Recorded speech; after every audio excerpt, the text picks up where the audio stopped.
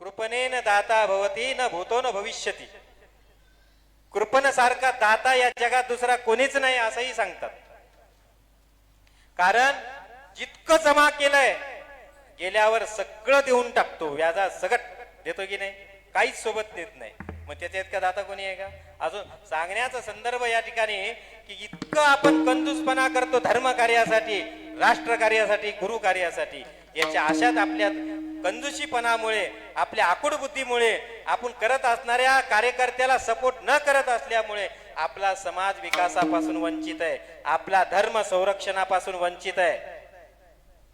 धर्म संरक्षण करायचं असेल तर आपल्याला जागृत व्हावं लागणार आहे, एकत्रित यावं लागणार आहे, त्याग करावं लागणार आहे.